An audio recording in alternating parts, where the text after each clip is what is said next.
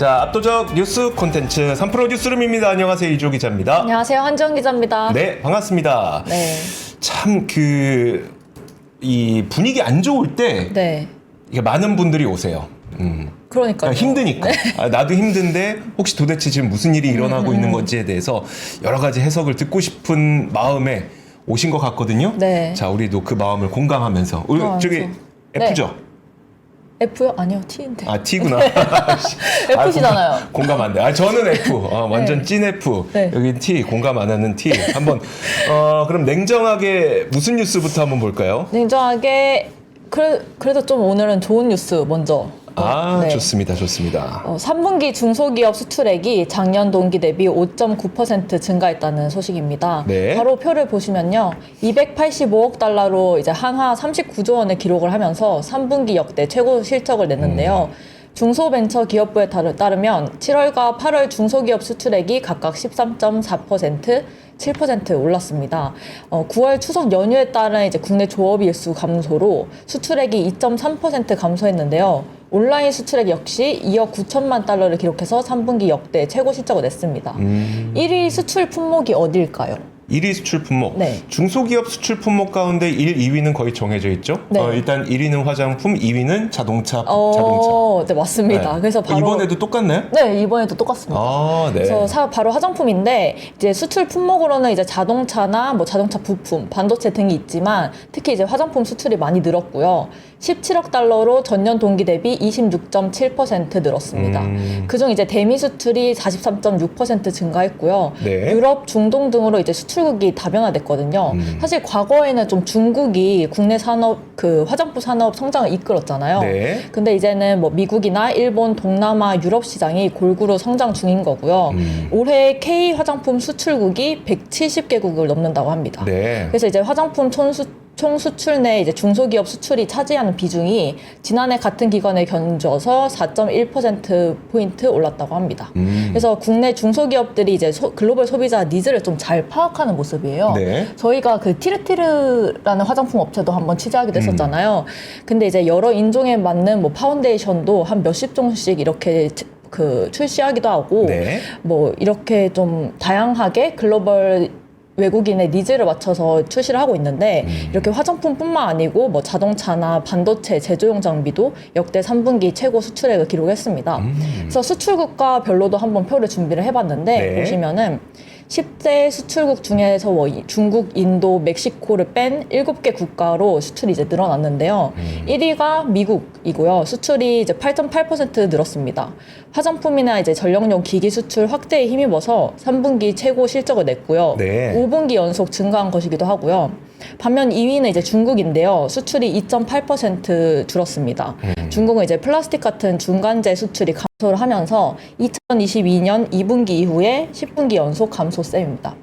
근데 이제 하지만 일각에서는 이렇게 중소기업 수출액이 역대 최고치를 달성을 했지만 네. 조금 우려 섞인 목소리도 여전히 나오고 있는데요. 그 이유가 왜냐하면 그 중기부에서 지원을 할 때 이른바 잘 나가는 품목에만 지원을 한다고 합니다. 네. 그래서 지금 좀 수출의 상품에 편중돼 있는 게 식품이랑 화장품이라고 하는데 그래서 여기에만 좀 집중이 돼 있다고 하고요. 실제 이제 한국무역협회에 따르면 중소기업 수출액이 최대치를 기록을 했지만 올해 파산하는 중소기업 수도 역대 최대일 수 있다. 이렇게 좀 우려를 하기도 했습니다. 그래서 중기부는 이제 수출 성장이 가려져서 경영 위기에 놓인 기업들을 이제 위한 수출 지원책을 마련하겠다. 이렇게 말하기도 했습니다. 중소기업을 전반적으로 이제 네. 보면은 그런 이야기가 나올 수 있는데 네네. 그 가운데 정말 수출을 잘하고 있는 화장품만 따로 떼어놓고 보면은 네. 사실 화장품이 이런 특성이 좀 있습니다. 그 화장품 수출액이 이제 무역 흑자가 되게 커요. 네. 그래서 전체 우리나라에서 무역 흑자를 기록하는 비중 가운데 거의 제가 지난 분기였었나 상반기였었나 그 네. 기준으로 거의 한 5분의 1 가량의 화장품이 흑자를 차지할 정도로 네네. 그 수출 규모는 훨씬 작거든요. 네. 근데 아무래도 우리나라에서 해외에 이제 화장품 브랜드를 그렇게 많이 사지 않고 해외에서는 우리나라 화장품을 엄청나게 사들이니까 그쵸. 흑자에서 차지하는 화장품의 비중이 굉장히 큽니다. 그 첫 번째 화장품 자체가 갖고 있는 좀 특징이라고 보면 될 것 같고, 저는 이번 3분기에 나왔던 그 중소기업 수출액이 굉장히 좋았지만 4분기에는 약간 걱정되는 부분이 있긴 있어요. 그러니까 중소기업 네, 전체 네. 말고 화장품만 화장품, 놓고 네. 봤을 때 그 이유가 뭐냐면, 화장품은 지금 블랙 프라이데이, 미국의 블랙 프라이데이를 앞두고 있잖아요. 그 블랙 프라이데이를 앞두고 선적을 미리 해놓는단 말이죠. 네. 그 블랙 프라이데이쯤 되면은 그 미국에 있는 수많은 뭐 월마트, 코스트코, 뭐 타겟, 뭐 이렇게 마트들 많잖아요. 할인을 많이 하죠. 근데 그것보다도 네. 뭐가 더 중요하냐면 창고에 물건을 엄청 싸놓습니다. 근데 네. 그 블랙 프라이데이라고 하는 게 쇼핑이 워낙 많이 일어나잖아요. 그러다 보니까 창고 안에 다 안 들어가. 그러면은 주차장 한 공간을, 주차장의 일부를 터서 거기다 컨테이너 배치해 놓고 거기다 재고 물량 다 넣어 놓거든요. 그 정도로 블랙 프라이데이는 엄청나게 많은 물량을 미리 사 놓는다는 거죠. 네네. 근데 제가 그 취재를 좀 해보니까 아마존에서 이번 블랙 프라이데이에 물건을 팔려면 10월 15일까지는 물건 다 갖다 놓으세요 라고 업체들에게 다 주문을 했다는 거예요. 그러면 7, 8, 9에 웬만한 물량들은 다 나갔을 겁니다.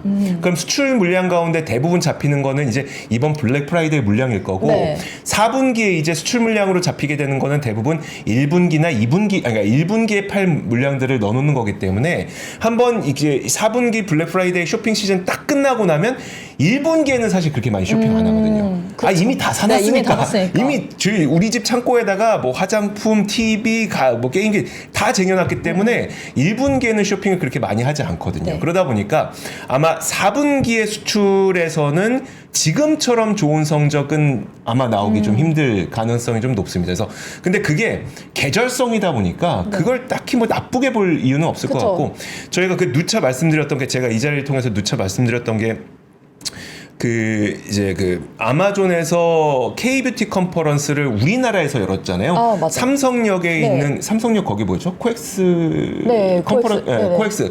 코엑스에서 K-뷰티 컨퍼런스를 열었는데, 그때 분명히 했던 얘기가 그게 있었어요. 한번 그러니까 화장품이 우리나라에 화장품 몇 종류 있는지 제가 그때 한번 물었었나요? 아유, 잘 기억 안 우리나라 나요. 화장품 네. 브랜드가 몇 개일까요? 근데 정말 많을 것 같은데. 이게 네. 그 브랜드가 생겨났다 사라졌다를 계속 실시간으로 반복하기 때문에 정확한 네. 수치는 아니지만, 네네. 업계에서는 통상 우리나라 화장품 브랜드만 3만 개가 있는 걸로 3만 개요? 얘기를 하고 있거든요. 우리나라만. 그러면 전 세계에 네. 있는 화장품 브랜드를 전체 다 합치면 얼마나 많겠습니까? 그러면 그 수많은 화장품 가운데 나에게 맞는 화장품을 찾기는 정말 쉽지 않겠죠? 그쵸. 그러다 보니까 한번 나한테 맞는 화장품을 찾으면 그 다음부터는 그 화장품만 쓴다. 그래서 K-뷰티 컨퍼런스를 6월에 우리나라에서 열었는데, 그 이유가 뭐였었냐면 7월에 있는 그 프라임데이에서 네. 한국 화장품을 한번 판매하고 나면 그 화장품 산 사람들은 블랙 프라이데이 또 산다. 그쵸. 쟁여놓기. 아니 맞는 거를 다시 사는 거죠. 네, 그래서 이제 뭐 미리 이렇게 하면 뭐 쟁여놓기. 뭐 그런 네, 것도 있을 수 네. 있고, 어쨌든 그러다 보니까 1분기, 2분기, 3분기에는 수출이 엄청나게 일어납니다. 다만 4분기에는 그게 좀 다소 줄어들 가능성. 그러니까 6월, 7월에 있을 프라임데이 거는 2, 3분기에 나갔고, 그 다음에 2분기에 나갔고, 프라임데이 거는 3분기에 나가고. 그럼 사실 약간의 공백기가 네. 4분기에는 나올 수밖에 없는 거죠. 그래서 그 부분은 이제 이런 계절성이 있다는 것만 네. 좀 염두해 주시면 될 것 같습니다. 화장품의 특성이 좀 그래요. 화장품 근데 한 번 쓰면 저도 잘 안 바꿔요. 계속 쓰죠. 네. 왜냐면 또 뭐 새로운 거 찾기도 종류가 이미 너무 많기도 하고. 그러니까. 네, 좀 그냥 한 번 쓰면은 나랑 잘 맞나 보다 이러면서 계속 사는 거죠. 그냥 계속 쓰는 거죠. 그러니까요. 그래서 여러분들께서 만약에 이것도 이제 뭐 투자로 접근을 하게 된다고 하면, 물론 가장 우리나라에서는 이제 OEM, ODM 업체들 잘 되어 있고, 그 다음에 이제 해외로 B2B로 수출하는 플랫폼, 스타일 코리아라고 하는 수출하는 플랫폼을 갖고 있는 기업도 있고, 다양한 기업들이 네. 있습니다만, 개별 어떤 브랜드로 한번 접근을 해보고 싶으신 분들께서는 프라임데이 때 뭐가 잘 팔렸는지, 그게 이제 블랙 프라이데이까지 이어질 수 있다. 이어질 가능성이 상당히 높으니까요. 그런 부분도 참고하시면 좋을 것 같습니다. 네. 자, 그러면 두 번째 뉴스를 한번 보도록 하겠습니다. 두 번째 뉴스는 오늘 그 2차 전지 관련 기업들의 실적 발표가 줄지어 나왔는데 다들 예상하시겠지만 상당히 안 좋았습니다. 일단 포스코 홀딩스의 실적부터 살펴보도록 하죠. 전기차 캐즘의 영향이 너무나도 직격탄을 맞았고요. 그러다 보니까 영업이익이 급감을 했고 그래서 포스코 퓨처엠의 영업이익은 뭐 제목에 보시는 것처럼 거의 96.3%가 감소를 했고요. 삼성 SDI도 72% 정도 감소하는 실적을 보여줬습니다.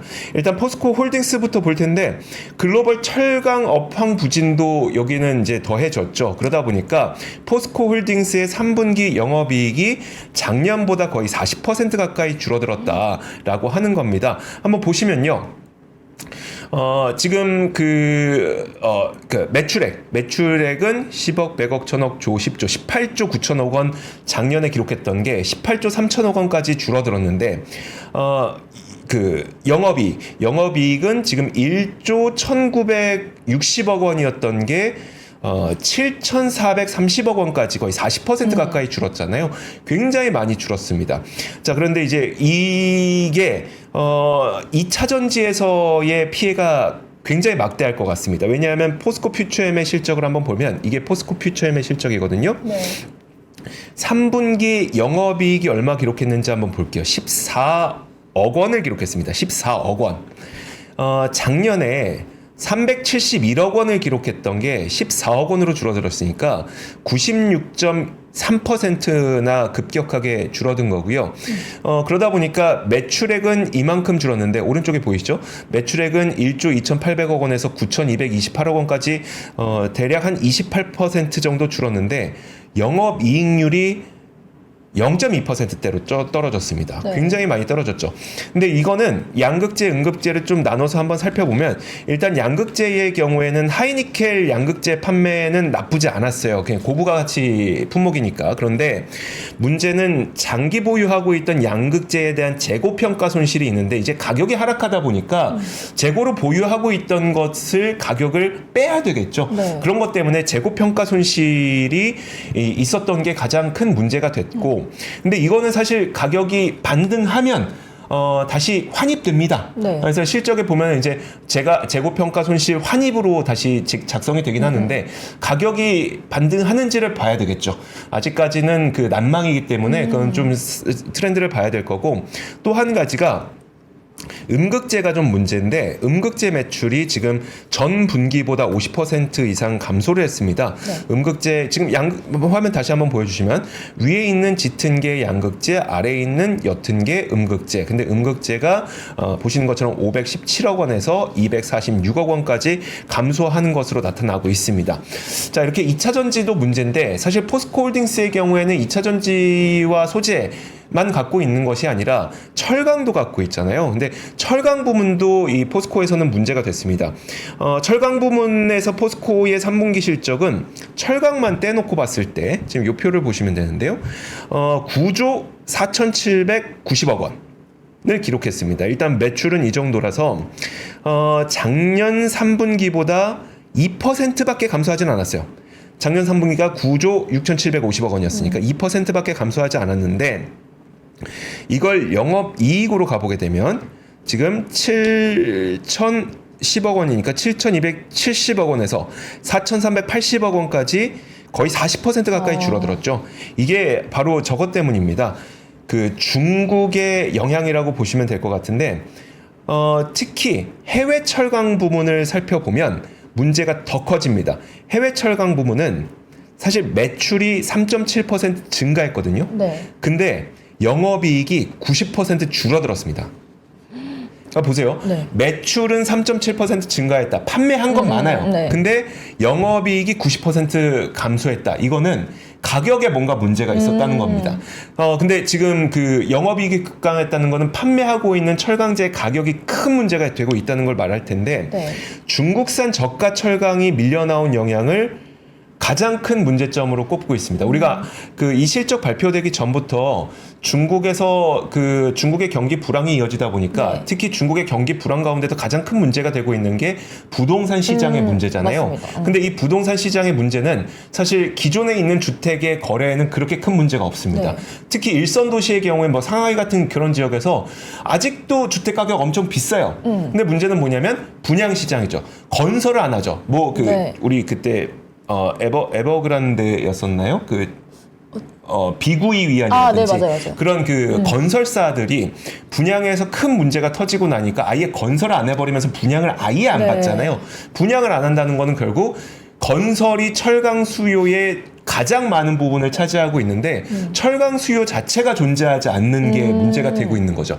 그렇다고 중국에 있는 철강사들이 생산을 안 하냐? 생산은 그대로 합니다. 그렇죠. 그럼 그 많은 생산 물량을 어디다 파냐? 다 해외에다 밀어 팔고 있는 거죠. 그런 것 때문에 제값을 못 받는 현상들이 좀 나타나고 있다 보니까 이런 현상이 나타나고 있고요. 자, 이게 그 포스코의 문제라고 치면 사실 다른 그 2차 전지 업체도 똑같은 문제가 나타나고 있습니다. 오늘 삼성 SDI의 3분기 실적도 나왔는데 삼성 SDI도 마찬가지로 영업이익이 72%나 감소하는 현상이 나타나고 있습니다. 3분기 영업이익이 1,299억 원을 기록해서 72% 감소를 했거든요. 여기에는 그 AMPC 미국에서 주는 보조금 있잖아요. 보조금이 포함된 겁니다. 매출은 지금 한 29.8% 감소했는데 일단 사업부별로 보면은 각형 전지는 유럽 전기차 시장 수요 둔화, 그다음에 환율 영향 때문에 수익성이 감소했습니다. 반대로 지금 그 다른 배터리, 그러니까 다른 2차 전지 업체들에서도 공통적으로 나타나는 현상처럼 ESS 설치는 굉장히 많이 나타나고 있어요. 그래서 그 에너지정보청이 최근에 내놓은 그 미국 내에서 1월부터 8월까지의 누적 배터리 ESS 설치량을 보면은 작년보다 거의 50% 가까이 증가했거든요.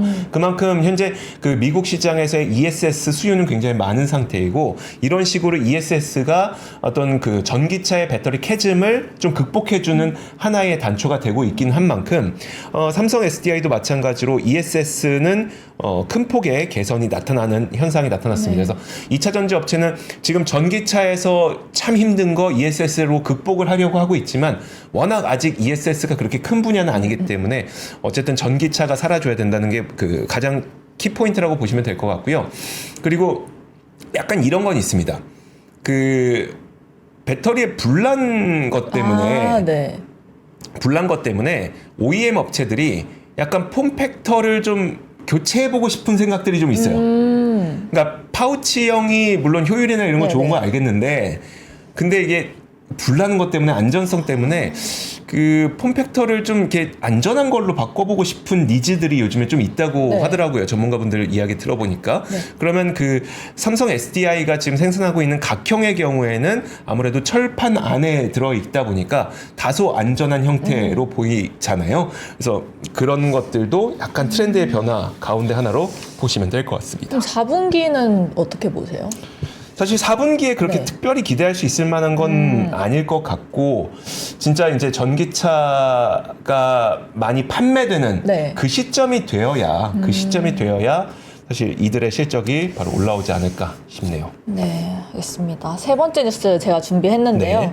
그 주택시장 안정을 위해서 도입했던 사전 청약제도 있잖아요. 네. 그게 이제 부작용이 좀 커지고 있는데 정부가 뭐 분양가 인상 제한이나 사업 취소 피해자들한테 구제 등에 통해서 이제 수습을 하고 있긴 합니다. 근데 이제 현실적인 방안 간극이 커서 당분간 갈등은 계속 될 걸로 보이는데요. 네. 한번 이제 그 표를 한번 보시죠.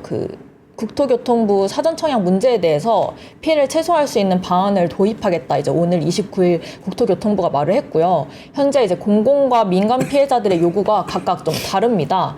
그래서 먼저 공공 사전청약 피해자들은 본 청약이 당초 계획보다 좀 지연이 됐다. 그리고 사전 청약 때 제시한 추정 분양가보다 본 청약 분양가가 크게 오른 게 좀 문제다. 이렇게 네. 말을 했고요. 이게 왜 문제가 되냐 하면 사실 공고 당시보다 분양가가 커지다 보니까 당첨자들의 이제 자금 계획이 약간 벗어나잖아요. 그렇죠. 그러니까 이제 실제로 3기 신도시 인천 계양의 그 A2 블록에서는 청약 당첨자가 562명 가운데 41.8%가 청약을 포기를 했습니다. 아, 이게 가격 너무 올라서 네. 도저히 내 돈으로 안 된다는 거죠? 네네. 그래서 네. 이 지역이 본 청약 당초 계획보다 11개월 지연됐고요. 그리고 분양가는 그 84제곱미터 기준으로 9천만 원이 올랐습니다. 네. 그러니까 당연히 이제 좀 포기하는 사람들이 이렇게 많기도 하고, 네. 그래서 이를 해결하기 위해서는 이제 본 청약 지연으로 상승한 분양가는 이제 한국토지주택공사가 이제 부담하기로 했는데요. LH공사죠. 그래서 공고시에 안내한 이제 본청약 시점까지 땅값이랑 공사비 등 상승 요인은 반영을 하고요. 그다음 지연 기간의 상승분 반영은 최대한 이제 억제해서 분양가를 결정하는 방식입니다. 근데 이제 다만 LH가 사전 청약을 단지별로 입지나 공급 시점이 다르다. 네. 그래서 이제 모든 단지에 대해 일률적으로 기준을 적용하기에는 좀 어렵다. 이런 점은 좀 이해해달라. 이렇게 말을 하긴 했는데요. 현재 이제 민간 사전 청약의 경우에는 건설사들이 이제 사업을 포기해서 본 청약이 취소될 곳만 올해만 이제 7곳이라고 합니다. 네. 그래서 이렇게 기회를 날린 당첨자들은 뭐 당첨자 지위 취소가 이제 주거권을 보호하는 헌법에 반한다 이렇게 주장을 해서 이제 고소를 하겠다고 말을 했는데요. 근데 국토부는 국감에서 이들의 피해를 최대한 보상하겠다고는 했습니다. 근데 네. 다만 현실적으로는 좀 어렵다는 입장이 많고요. 그 당첨자 지위 승계는요 이제 법적 근거가 없어서 새로 만들어야 하는 상황입니다. 그래서 아직까지는 이제 피해자 모임은 LH가 사전 청약 당첨자들이 본 네. 청약을 포기하는 근본 이유를 이제 받아들여야 한다. 그리고 이제 또 분양가 산정을 국정감사 답변처럼 뭐 원가 수준이나 피해자 입장에서 사전 청약 시 공고한 이제 추정 분양가 수준에서 좀 산정할 걸 요구를 한다 이렇게 말을 하기도 했는데 네. 근데 사실 이게 너무 많은 사람들이 당첨자 취소가 되다 보니까 네. 이런 것도 계속 나오기도 하고 그래서 조금 당장 개선하기가 어렵지 않을까 네. 이렇게 생각합니다. 알겠습니다. 지금 그 원자재 가격이 네. 물론 그 지금은 물가 상승률이 상당 부분 내려갔긴 하지만 네. 그러니까 상승률이 내려갔다는 거는 물건 가격은 여전히 오르고 있다는 네, 거잖아요. 근데 원자재 가격이 너무 오르다 보니까 생긴 여러 가지 문제점들이 이렇게 좀 뒤탈이 많이 나고 있는 네. 거라서 참 분란도 많고. 그렇죠. 예. 청약 하시나요? 이렇게 나오면 제가 네. 이 청약을 딱 한 번 해봤어요. 언제 해보셨어요? 기억나세요? 와 진짜 그게 언제였지? 거의 진짜 한참 전에 한 번 해봐갖고 네, 저는 그 최근에 동탄 할 때, 네 그때 그때 했었거든요. 네. 당연히 뭐 광탈. 저는 거의 한 2012년이었나? 그때 한 번 해보고 안 해봐서 네. 이게 뭐 거의 로또 수준이라고 하는데 네. 또 이거 대도 이렇게 안 해주면은 네. 이것도 문제인 것 같기도 하고. 그러니까요. 자, 좋습니다. 자, 다음 뉴스 한번 보도록 하겠습니다. 이번에는 산업 뉴스 한번 가보도록 하죠. 기업 뉴스인데 이마트와 신세계백화점의 계열 분리가 완료가 됐다는 보도가 나오고 있습니다. 그게 이제 정유경 신세계백화점 총괄 사장이 이제 회장으로 네. 승진했기 때문에 이건 이제 사실상 이마트와 신세계백화점이 이제 분리된 거다라고 볼 수 있다는 거죠. 그런 뉴스가 나오게 됐는데 사실 제가 이걸 통해서 얘기해드리고 싶은 거는 좀 딴 게 있고요. 일단 그 어떻게 된 상황인지부터 한번 말씀을 드리도록 할게요. 이제 앞으로 정유경 회장은 계열 분리되는 백화점 부문을 진두 지휘하게 되고 좀 눈에 띄는 부분은 국내 주요 200대 그룹과 60개 주요 중견기업 가운데 1970년 이후 출생한 여성 1호 회장 이라는 점이 좀 눈에 띄는 부분이고, 근데 아직 완전 끝난 건 아니고요. 공정거래위원회에 따르면 계열 분리를 하려면 기업이 친족 독립 경영을 신정하고 상장사 기준 상호 보유 지분 3% 미만, 그리고 비상장사 지분 기준 10% 미만 등의 심사를 거쳐야 되는데, 지금 보면은 이게 그 2016년에 일단 신세계와 이마트 주식을 맞교환하면서 얽혀있던 지분 구조는 정리가 돼서 정용진 회장은 신세계 지분 7.3%를 정유경 회장에게, 그리고 정유경 회장은 이마트 지분 2.52%를 정용진 회장에게 양도하면서 분리 경영 체제의 완성도는 이미 좀 준비가 되고 있었습니다. 이렇게 되면 상호 보유 지분 상장사 3% 미만, 그다음에 그 비상장사는 10% 미만이어야 된다는 방금 말씀드렸던 공정거래법상 친족 독립 경영 요건이 해소가 되기 때문인데요. 아직 이마트와 신세계가 공동으로 지분을 보유하고 있는 업체는 쓱닷컴이 있습니다. 이마트가 45.6%, 신세계가 24.4%를 갖고 있어서 네. 쓱닷컴 지분은 계열 분리 작업이 진행되는 과정에서 신세계가 보유하고 있는 지분을 이마트에게 양도하는 방식으로 정리가 되어야지 완벽하게 좀 이루어지게 될 것 같습니다. 근데 이거는 뭐 딴 건 모르겠고 사실 저는 이 얘기를 왜 갖고 왔냐면 뭐 누가 회장됐는지 네. 뭐 알아봐야 뭐 중요한 건 중요한 건데 네. 중요한 건데 나의 삶에 무슨 도움을 주느냐를 놓고 보면 사실 네. 그런 건 아니잖아요. 네. 근데 지금 보면은 LG 가문 현재 그 분쟁이 경영권 분쟁이 네네. 진행되고 있죠. 네. 물론 고려 아연은 뭐 형제 분쟁이라고 보기는 어렵습니다만 가문 간의 분쟁이 지금 진행이 되고 있죠. 잠시 후에 그 뉴스도 좀 전해드릴 텐데 그리고 한미약품도 지금 분쟁이 진행이 되고 그렇죠. 있습니다. 다양한 곳에서 가족과 어떤 경영권 분쟁이 굉장히 일어나고 있는데 이렇게 되면 결국 저희도 누차 말씀드리고 있는 게 사업의 차질이 생긴다라는 이야기를 많이 하고 있잖아요. 근데 다행히도 이마트와 백화점의 경우에는 좀 차근차근 계열 분리가 좀 진행된 게 아닌가. 덕분에 이제 좀 사업에 집중할 수 있는 여건은 갖췄다. 네. 여건은 갖췄다. 그나마 근데 이제 주주들이 좀 좋아할 소식이죠. 근데 과연 네. 주주들이 좋아할지는 모르겠어요. 왜냐면 네. 워낙 그 정영진 회장의 그 이미지가 네. 저는 이미지라고 생각하거든요. 네네. 저는 이제 그냥 이미지라고 생각을 하는데 네. 이미지가 그래서 그렇긴 한데 어쨌든 제가 뭐 지나가는 식으로 이 자리를 통해서 말씀을 드렸던 게 그게 있었잖아요. 유통기업이 제대로 유통사업을 하려면 소비자들이 원하는 위치에 소비자들이 살만한 가성비 좋은 제품을 적절하게 배치하는 유통업의 본질을 찾아야 된다. 네. 근데 그러려면 그 과거의 유통업체들이 잘못하고 있었던 뭐 백화점은 백화점대로 사입하고 마트는 마트대로 사입하고 온라인몰은 온라인몰대로 사입해서 여기서 사면 비싸고 여기서 사면 싸고 이게 도대체 그쵸. 뭐 하는지 모르겠는 네. 그런 현상들 이런 것들을 옴니 채널로 진짜 통합할 필요성이 있다라고 말씀을 드렸잖아요. 네. 근데 최근에 요즘에 유통업체들의 움직임을 보면 진짜 모든 유통 그 시스템, 그러니까 사입 과정을 일원화해서 하나 다 같이 팔아서 비슷한 가격의 모든 이제 채널로 공급을 해서 조금 더 저렴하게 그 소비자에게 공급하려는 그런 노력들이 이어지고 있거든요. 네. 단기간에 아마 이게 확인되지는 않을 겁니다. 하지만 제가 이제 그 업체들과 이야기를 나눠보면 그런 형식으로 사업 구조를 많이 변화를 하고 있기 때문에 이게 만약에 잘 유지가 된다면 제가 생각하기에는 유통업체들도 그동안은 굉장히 안 좋았지만 앞으로 좀 그 좋아질 가능성이 네. 보인다. 네. 보일 기미가 보인다. 보일 기미가 보인다. 굉장히 먼 얘기 같은데요. 그러면서 저도 그때 사례로 말씀드렸던 네. 게 요즘 이상하게 저 원래 그 대형마트를 잘 안 네. 갔었는데 왜냐하면 대형마트 너무 비싸서 안 갔어요. 그냥 뭐 공간은 멋있는데 비싸. 아니 굳이 내가 그 비싼 돈 주고 거기 가서 그걸 사야 되나 싶은데 네. 근데 최근에 가보니까 제품 단가는 못 내리지만 그 1+1이라든지 네. 2+1이라든지 혜택을 많이 행사를 하죠. 굉장히 많이 하더라. 네네. 뭔가 달라진 것 같은데 물론 이건 기분일 뿐이고 그 다음에 제가 잠깐 경험했던 걸 일반화하거나 보편화할 수는 없겠습니다만 네. 그런 뭔가 변화의 모습이 보이고 있기 때문에 저는 요즘에 유통업체를 좀 눈여겨보고 있거든요. 그래서 그런 식의 그 지금 일단 지배구조 개편도 좀 잡음 없이 진행되고 있기 때문에 네. 본업에 좀 충실했으면 좋겠다라는 네. 이야기까지 전해드리도록 네. 하겠습니다. 네, 다음 뉴스 제가 준비했는데요. 그 한강 가면 먹는 거 어떤 거 있을까요? 치킨도 있고 네. 뭐 이렇게 치킨이 대부분인 것 같고 그것도 있죠.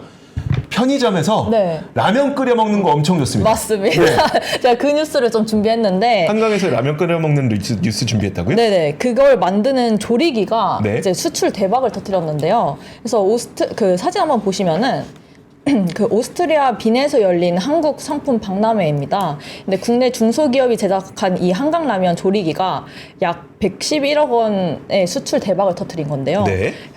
라면 즉 이제 라면 같은 즉석식품 조리기인 이게 하우스쿡이라고 한대요. 이 오른쪽에 이 기기 이름이 네. 이걸 생산하는 게 범일산업이라는 회사인데 이 조리기기 를 이제 29일 뷰티 식품 유통업을 하는 미국 뷰티 마스터와 500만 달러 수출 계약을 체결을 한 거고요.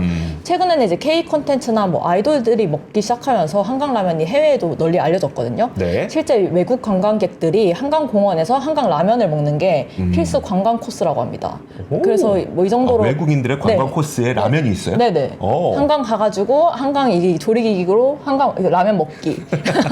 그래서 뭐 이제 뭐 오늘 헤드라인에는 뭐 한강 노벨상 기운 받았나 뭐 이런 제목도 나오긴 했거든요. 근데 이제 이 정수 기능까지 갖춘 이 하우스쿡이 국내 라면 그 한강 라면 조리 제품 시장의 95%를 차지하고 있다고 합니다. 네. 거의 이제 이 회사가 시장을 장악하고 있다고 보면 될 것 같고요. 그래서 이제 이 정수 기능까지 갖췄는데 박형건 뷰티 마스터 회장이 협약식에서 지난해부터 찾던 제품으로 우연히 이제 이번 박람회장에서 만나서 시장에 이제 통할 제품이라고 바로 계약을 했다. 그래서 점차 수입 규모를 확대할 계획이다라고 얘기를 했고요. 또 매장에서 인스턴트 라면 판매가 급증하는 걸 보고 네. 이 제품이 이제 시장에서 통할 거라고 판단을 했다고 말했습니다. 그래서 박 회장이 이제 우선 휴게소를 갖춘 미국의 이제 주유소 등을 중심으로 공급할 예정이라고 하고요. 이제 막 계약을 했지만 판로 구상이 이미 다 끝났대요. 네. 그래서 이날 이제 이 주유소 이 박 회장뿐만 아니라 뭐 미국이나 중국 바이어도 100억 원 달러의 수출 계약을 맺었고요. 불가리아 바이어도 300만 달러의 수출 계약을 맺었다고 합니다. 그래서 신영섭 범일산업 대표가 내일까지 추가 계약이 더 성사될 예정이다. 그래서 현지인들이 간식으로 먹는 이제 즉석 라면뿐만 아니라 다른 음식도 좀 조리할 수 있도록 이 다용도로 개발된 제품이라고 말을 했고요. 국내에서는 이미 개인 구매자가 느는 추세라고 하는데요. 그래서 이런 점을 봤을 때 세계 시장이 앞으로도 좀 계속 커질 것으로 보입니다. 아, 알겠습니다. 사실 이게 우리가 K 뷰티다, 뭐 K 원전이다, 뭐 K 뭐 레깅스다, 뭐 이렇게 이 얘기 하다 보면은 야, 지겹다, 그만해라. 네. 이런 말 많이 하잖아요. 근데 사실 이 문화라고 하는 것은 파생되는 것들이 굉장히 많을 뿐만 아니라 이게 한번 퍼지고 나면은 그게 되돌아오기가 좀 굉장히 어렵더라고요. 그렇죠. 그런 걸 보면은 충분히 여기에서 새로운 산업으로 연결될 가능성이 좀 있는 거기 때문에 사실 전 지겹지 않습니다. 근데 사실 저희가 K식품에 대한 네. 그 방송은 이제 많이 했었잖아요. 네. 근데 이제 이런 식품을 통한 이런 기기까지 또 수출이 된다고 하니까 좀 신기하기도 하고. 저희가 그때도 많이 말씀드렸던 게 사실 제품의 경우에는 한번 유행 탔다가 뭐 유행 안 네. 타고 그러면 이제 또 다시 생겼던 매출 사라지고 할 수 있는데 네. 음식은 좀 다르죠. 그렇죠. 음식은 그거 재밌는 거. 이거 그냥 썰. 네. 재밌는 거. 지금 먹는 과자들, 파는 과자들 가운데 네. 새로 나온 과자가 아니라 옛날부터 있었던 과자들이 대부분이죠. 아, 그쵸. 웨하스 같은 거 저 좋아하거든요. 웨하스, 홈런볼, 초코파이, OES 다 우리보다 나이 많은 애들이잖아요. 네네. 애들이란다. 형님들, 네, 그렇죠. 형님들이잖아요. 그렇죠. 그게 음식이라고 하는 게 한 번 이제 먹기 시작하면 그걸 되돌리기 굉장히 힘들거든요. 네. 신라면, 뭐 삼양라면 다 몇십 년 됐습니까? 근데 이것들을 이제 해외에서 먹기 시작하면 뭐 단순히 유행에 그치는 품목도 분명 존재하겠습니다만 만약에 이제 우리가 문화 융성과 함께 이런 그 음식 문화까지 계속 전달이 된다면은 사실 이거는 좀 지속적인 그리고 경기를 안 타는 네. 그런 수출 품목이 될 수 있는 거라서 수출 품목이 또 되고 있는 거기도 하고요. 네네. 그래서 저는 이런 현상은 맨날 지겹다고 욕을 들어 먹어도 네. 저희가 전해드릴 필요가 있죠. 저는 계속 네. 할 겁니다. 네. 계속 할 겁니다. 계속 할 거예요. 계속 할 거예요. 네, 알겠습니다. 자, 다음 뉴스 짧게 좀 전해드리도록 하죠. 이것도 맨날 얘기하면 지겹다고 하는 건데 고려아연. 네. 고려아연은 근데 오늘은 좀 네, 오늘은 네. 팩트만 좀 말씀을 드릴게요. 팩트만 말씀드릴 텐데 오늘 고려아연이 결국 하한가를 기록을 했습니다. 그 이유는 2조 5천억 원 규모의 유상증자를 한다고 했기 때문인데 지금 공시에 따르면은 그 주당 67만 원의 유상증자를 하겠다라고 하는 공시가 있긴 있었습니다. 근데 문제는 뭐냐면은 왜 유상증자를 결정했냐? 사실 우리가 저희 그 최윤범 회장 측에서 고려 아연의 지분을 확대하기 위해서 자사주를 매수하고 그걸 소각시키겠다라고 네. 얘기를 했는데 그때 굉장히 의아했던 게 아니 자사주를 매입해서 소각하면 최 씨 쪽의 지분만 높아지는 게 아니라 그러니까 MBK랑 이제 장씨 쪽의 지분도 같이 높아지는 거지. 이게 네. 자사주를 야, 내 쪽 자사주만 없애고 얘네 자사주는 없애고 이게 아니잖아요. 자사주는 그렇지 않잖아요. 그렇죠. 그러니까 동시에 지분율이 높아지는 건데 굳이 왜 이걸 하지라고 했는데 결국 공개 매수가 끝나고 그러다 보니까 최 씨 측에서는 이 지분율을 확대하기 위해서 시장에서 주식을 사들이기 위한 게 아니냐라는 평가가 대부분 나타나고 있습니다. 그래서 지금 이번에 2조 5천억 원 규모의 그 유상증자를 하는 돈으로는 사실 빚을 갚겠다. 빚을 갚겠다라고 네. 하는 게 가장 큰 비중이고요. 네. 그러다 보니까 결국은 MBK 쪽에서는 고려 아인이 유증을 하는 거는 결국 배임의 행위, 시장 질서를 유린하는 행위다. 그렇기 때문에 모든 법적 수단을 강구해서 막겠다라고 얘기를 하고 있습니다. 거기서 또 덧붙인 말이 뭐냐면 주당 67만 원이라는 가격은 현재 시점의 예상 가격일 뿐이고 청약이 개시되는 12월 초가 되면 주가는 더 낮아져서 발행 가격은 더 낮아지게 될 거다라고 설명했는데 이게 뭐냐면 네. 그 증권의 발행 및 공시 등에 관한 규정에 따르면 확정 발행가액은 청약 전 3거래일 전부터 5거래일까지의 가중 산술 평균 주가를 기준 주가로 제시한다.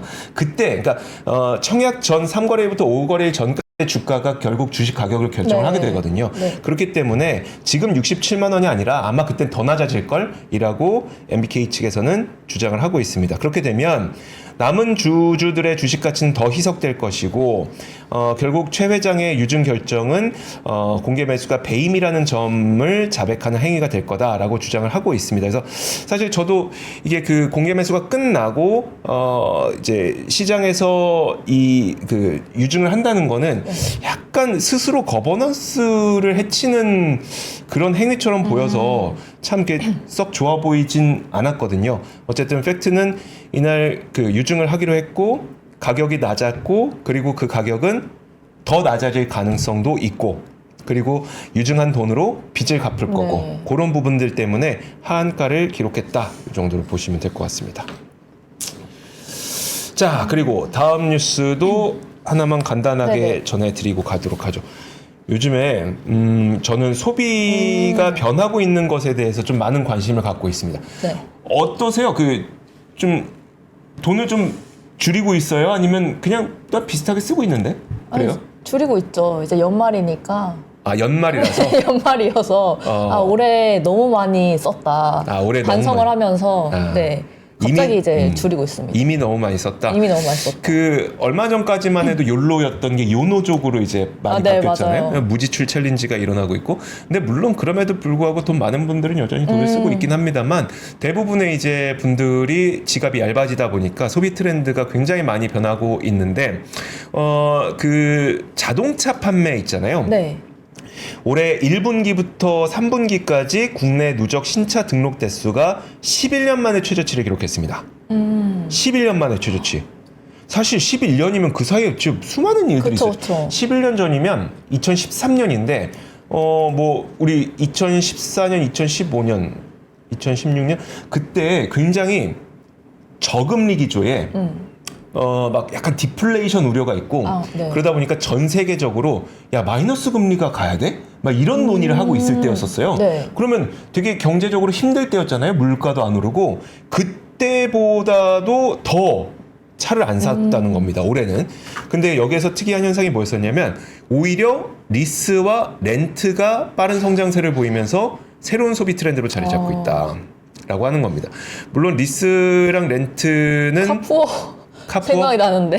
카푸어? 네. 아, 그쵸. 카푸어일 수도 있는데, 사실 저는 그냥 이 자동차를 리스나 렌탈로 구매하는 거는 사실 지금까지도 네. 선택사항이었었어요.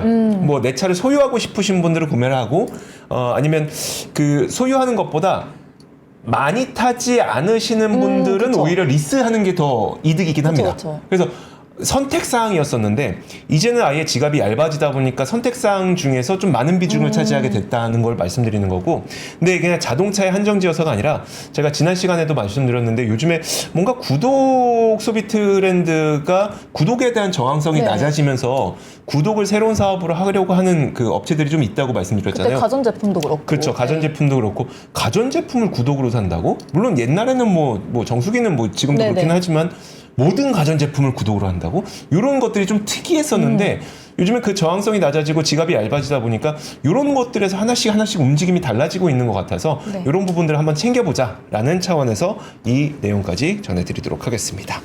자, 그러면 저희가 준비한 3프로 뉴스룸은 여기까지고요. 저희는 또 내일 돌아오도록 하겠습니다. 네. 함께 해주신 여러분 고맙습니다. 감사합니다. 삶의 격을 높이는 9가지 지혜를 함께 나눕니다. 위즈덤 칼리지 시즌 2 영상 아래 링크를 클릭하시면 자세한 내용을 확인하실 수 있습니다.